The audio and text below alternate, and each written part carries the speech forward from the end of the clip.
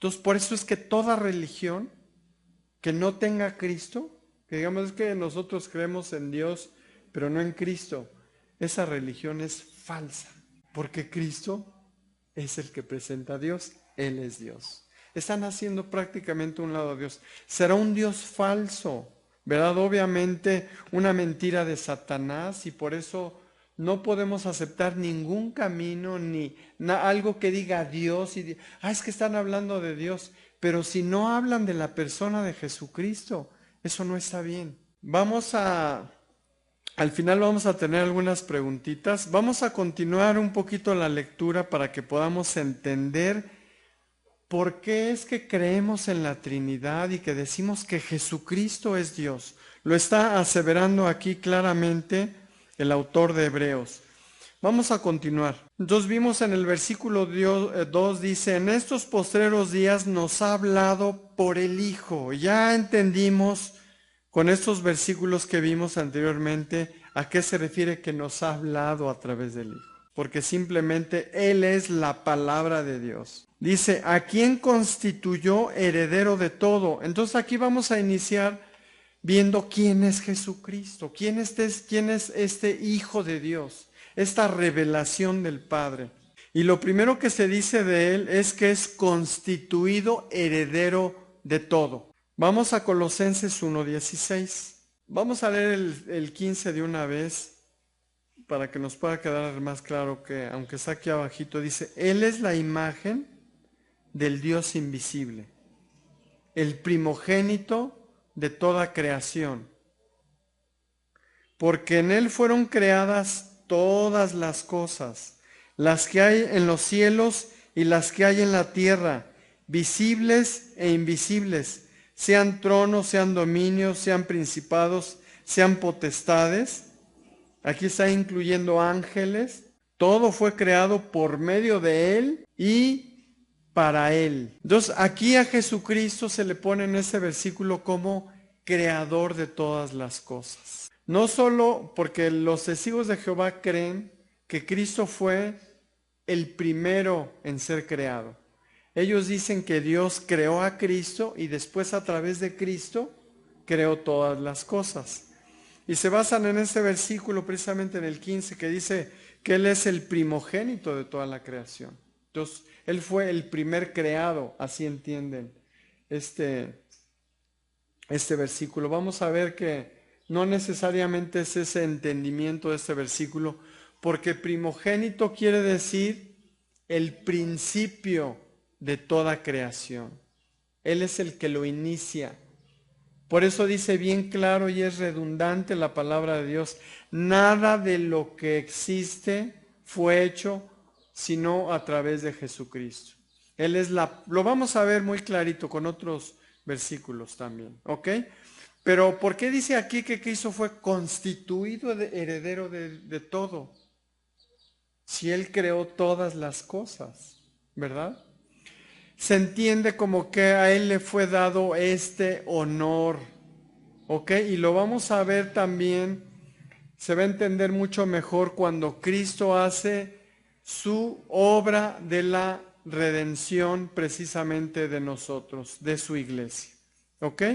Entonces dice también aquí que Él fue, a ver, me regreso aquí a Hebreos, dice, a quien constituyó heredero de todo y por quien asimismo hizo el universo. Ahora, ¿por qué también nos podemos poner a pensar, por qué dice Dios, que no es el creador de Dios, pero dice Él hizo a través de Cristo, por quien asimismo hizo todo el universo, todas las cosas, ya lo vimos, visibles e invisibles, todo fue creado por medio de Él. Nos va a ayudar a entender un poquito Hebreos 11:3. ¿Cómo dice en esa misma carta, Hebreos 11:3? Por la fe entendemos haber sido constituido el universo por la palabra de Dios. De modo que lo que se ve fue hecho de lo que no se veía. ¿Qué utilizó Dios, dice aquí? ¿Quién creó? ¿Quién se entiende que creó las cosas? ¿Verdad que Dios? pero en Colosenses dice que Él creó las cosas a través de Cristo. Pero fíjense que aquí dice que fue constituido el universo por la palabra de Dios. ¿Quién es la palabra de Dios? Exactamente. Cristo es el verbo, la palabra de Dios. Y dice Juan 1:1 que el verbo, que en el principio era el verbo, y el verbo estaba con Dios, y el verbo era Dios. ¿Cuál es el principio? El principio de todas las cosas. Por eso aquí se derriba la doctrina de los testigos de Jehová. Cristo estaba en el principio con Dios y era Dios al mismo tiempo. En el principio. Cristo no tuvo ningún principio. Siempre estuvo con el Padre. Siempre. Él no fue creación. ¿Ok? Ahora, miren, vamos a ver las otras cosas que se dice de Cristo y nos va a quedar todavía más claro. Continúa la lectura ahí en este versículo, hermanos. Entonces ya vimos, dice a quien constituyó heredero de todo y por quien asimismo hizo el universo. Lo vemos ahí en Hebreos 11:3, ¿verdad? Por la palabra que es Cristo. Dice el versículo 3, el cual, siendo el resplandor de su gloria. Entonces aquí hay otra aseveración más, otra cosa que define al Señor Jesucristo. Y dice que Él es el resplandor de su gloria. ¿Qué quiere decir gloria, hermanos? Gloria quiere decir honor, la belleza que corresponde a Dios. Entonces Cristo es el resplandor de esa gloria de Dios. Vamos a pensar en el sol. Los rayos del sol, ¿verdad? Su resplandor reflejan quién es o qué es el sol. Así Cristo es el resplandor de Dios. Él muestra la gloria de Dios. Ya lo vimos también ahí en Juan 1, lo vimos, ¿verdad? Que dice, vimos su gloria, dice el apóstol Juan, la gloria como del unigénito Hijo del Padre, que era Dios, que estaba con Dios en el principio, fue hecho carne y habitó entre nosotros y vimos su gloria, gloria como la del unigénito del Padre, lleno de gracia y verdad. Versículos 4 y 5. Versículo 4, en Él estaba la vida, y la vida, miren, vamos a leer aquí con atención, porque puede costar trabajo entenderlo. En Él, o sea, en el Verbo estaba la vida. Él fue el que creó toda la vida. Y la vida era la luz de los hombres. Versículo 5, la luz en las tinieblas resplandece, y las tinieblas no prevalecieron contra ella. Jesucristo también es la luz de Dios, la luz de este mundo. Él dijo, yo soy la luz de este mundo. El que me sigue no andará en tinieblas. También entonces dice del Hijo otra cosa, que Él es la imagen misma de Él. Dice, y la imagen misma de su sustancia. ¿Qué podemos entender con esta frase? Es la representación exacta de su ser. La esencia misma de Dios, el representante exacto del original. Por eso Cristo hizo esas aseveraciones. Cuando tú me conoces a mí, ves al Padre. ¿Quieres ver a Dios? Veme a mí. Yo soy el Padre. Dice, yo y el Padre, uno somos. No son la misma persona, por eso es a veces esta confusión. Cuesta trabajo entender. No es la misma persona, pero son uno mismo al mismo tiempo. Y esta realidad, así como lo estamos viendo en este pasaje, está en muchas partes de la Biblia. Hay una abundancia para entender que existe y por eso creemos en una Trinidad. La imagen nos puede ayudar como a entender, si tú te ves en el espejo, tú te estás viendo a ti mismo, ¿verdad? Así es Cristo. ¿Quieres ver al Padre? Ahí está la imagen. Es una representación fiel al original. No le falta nada. Es el mismo Dios. Juan 14:9, vamos a verlo.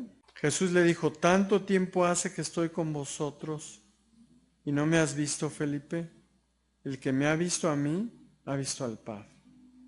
¿Cómo pues dices tú, muéstranos al Padre?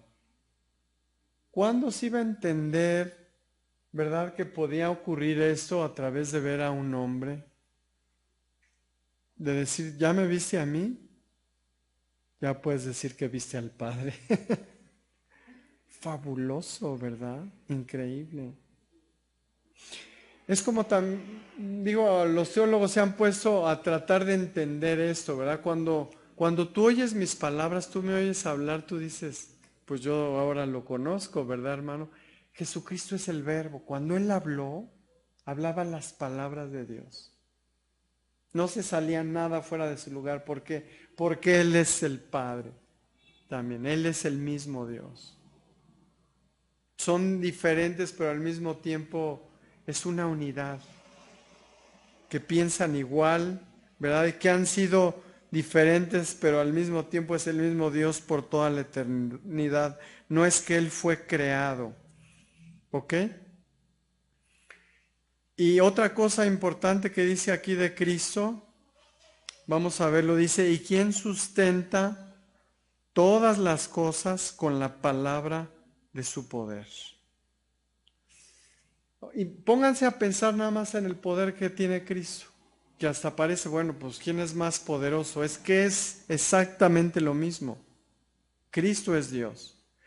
Cristo no solo creó todas las cosas, que eso lo convierte en un ser todopoderoso, ¿no? O porque Dios necesita a alguien, que Él no lo podía crear, es superior a Dios entonces. Que hay hasta unas doctrinas que hacen así, ¿eh? Lo hacen a Cristo superior, porque después se les puede ocurrir de todo. Pero tenemos que apegarnos a lo que dice la palabra de Dios. Cristo, además de crear todas las cosas, sustenta todas las cosas. Las cosas se mantienen en el orden que estás. Es más, nosotros podemos hablar y respirar y caminar, porque Jesucristo está sustentando toda su creación. Pero el sentido que tiene también en el original esta frase, hermanos, es que Él lleva en un movimiento hacia adelante todas las cosas, las lleva o las conduce a un destino final. Y esto es preparación para lo que va a decir el autor de Hebreo. Dice así, hermanos, versículo 3 ahí, ¿y quién sustenta todas las cosas? ¿Con qué se sustenta también todas las cosas? Él es la palabra, ¿verdad? Con la palabra de su poder. Es tan poderoso. Entonces, ¿a quién se nos puede ocurrir que un hombre tenga tal poder?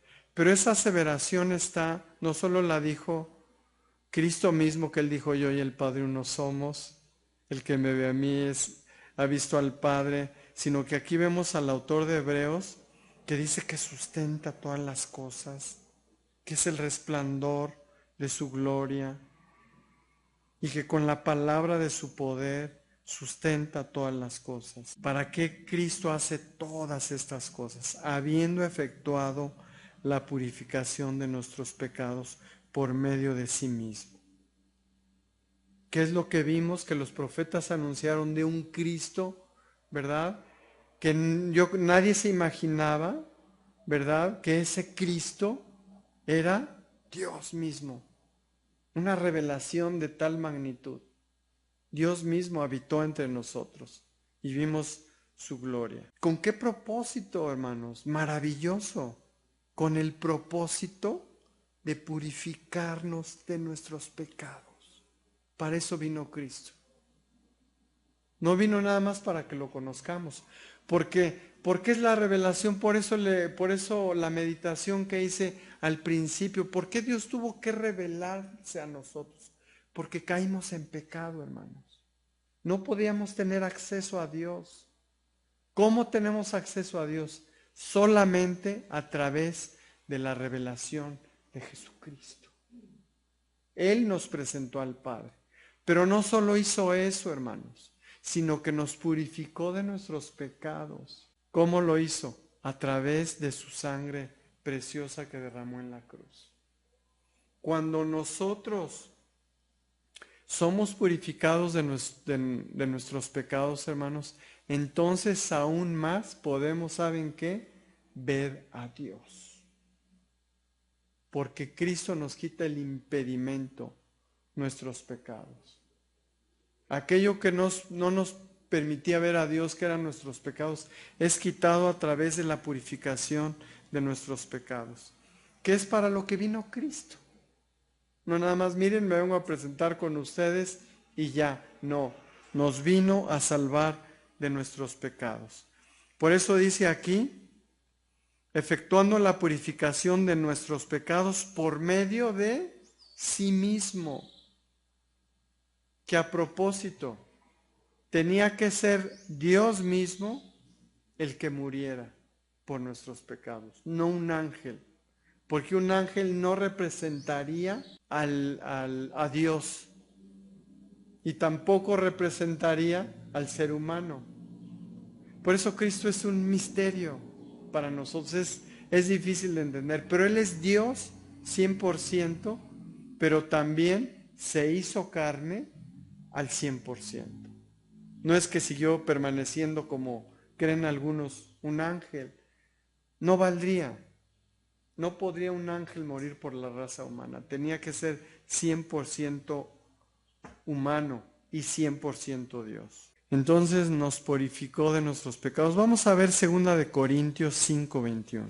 Al que no conoció pecado, obviamente, él era totalmente puro y lo sigue siendo, obviamente. Al que no conoció pecado, por nosotros lo hizo pecado, o fue tratado como pecador.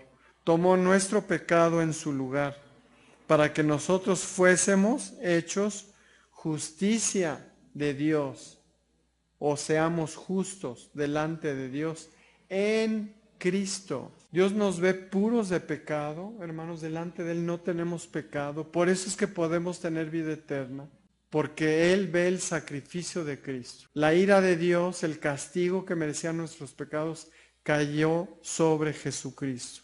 Nosotros por eso estamos totalmente libres de eso. Muchas veces a lo mejor tu pecado, hermano, si tú pecas y dices, híjole, soy cristiano y peco y tengo malos pensamientos y ¿será que Dios me va a perdonar? ¿Y será que sí me voy a salvar? Está salvado. Están incluidos todos los pecados. Esto no quiere decir que tenemos la libertad para pecar, ¿verdad? Porque un verdadero creyente dice en Primera de Juan que no practica el pecado, es nacido de nuevo, no desea pecar, se aparta de eso, entiende que Cristo lo salvó, murió por él, ¿verdad? Que lo compró con su sangre y dice, yo no me pertenezco, yo no puedo vivir libremente, yo tengo que vivir una vida para Dios. Fuimos comprados por un precio muy alto, la sangre del Señor Jesucristo. No tenemos la libertad para vivir como querramos. Tenemos una deuda con Él. Nuestra vida debe ser consagrada a Él. Y después dice, hermanos, vean qué hermoso también, que por esto que hizo, se sentó a la diestra de la majestad en las alturas. Ahora viene la pregunta, ¿no estaba ya sentado con Él y ha sido por la eternidad eso? Que bueno, antes de decirles, de explicarles esto, se fijan que aquí dice a la diestra de la majestad, no la llama Dios. Por eso es que también creen, ¿verdad? O aquí más bien se puede comprobar que es un escrito para judíos, porque los judíos trataban de no decir la palabra Dios, sino usaban Adonai, la gloria, su majestad, etcétera. Entonces, por eso se usa ese término de la majestad de Dios en las alturas. ¿Por qué dice que se sentó a la diestra de Dios? Sentarse a la diestra de Dios no se tiene que entender literalmente, hermanos. ¿Ok? No es que ustedes digan, pues está Dios en un lado y a la derecha ahí está sentado Cristo. No, es una ilustración. ¿Ok? No es algo literal. Lo que quiere decir aquí es que se sentó en un lugar al nivel de Dios. Tiene ese honor porque Él es Dios y tiene ese honor de Dios ahí en el cielo. Está al lado de Dios, es igual que Dios. ¿Quién es el único que está al lado de Dios? Jesucristo. Ningún ángel. Por eso es algo especial para Él. Pero ¿por qué dice que se sentó? Porque después de la redención, hermanos, Cristo manifestó su justicia, su poder, y entonces ahí es donde se manifiesta que Él es lo que es. No es que no era, sino que delante de ti y de mí, Él tiene la gloria que le corresponde al Padre también. Y se sentó en las alturas. Hecho tanto superior a los ángeles, cuanto heredó más excelente nombre que ellos. Y si se fijan aquí también parece como que es después de esto, entonces ya lo tiene. No, Él lo tenía desde antes, pero más bien es que esto queda manifiesto. Y aquí otra vez redundando en lo que digan los testigos de Jehová, que Cristo es un ángel, ¿verdad? Dice, hecho tanto superior a los ángeles, pero no que llegó a ser superior, porque Él creó a los mismos ángeles. ¿Cómo no puede ser superior si creó a los ángeles? A todos, dice, nada, excluye todo. Todo fue creado por medio de Él y para Él. Entonces dice que heredó más excelente nombre que todos ellos. Pero es en este sentido, hermanos. ¿Ok? Se manifiesta. No nos queda duda como ahorita que Cristo es Dios. Él me salvó.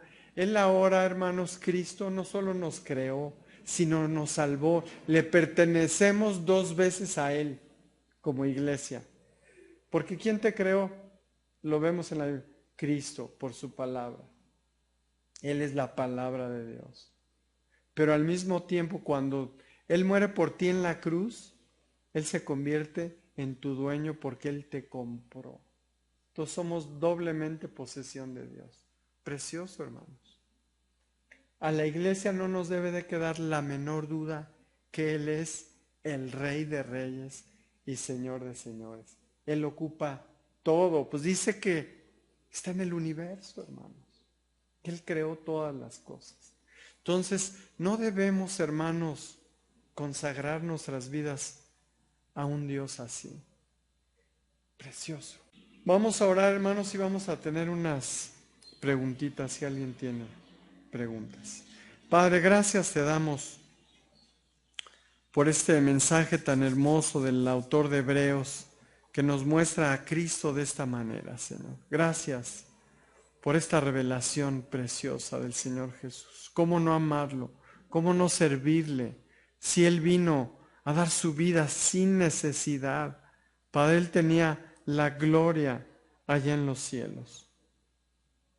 Ayúdanos a entender esto, Padre. Te lo pedimos en el nombre del Señor Jesús.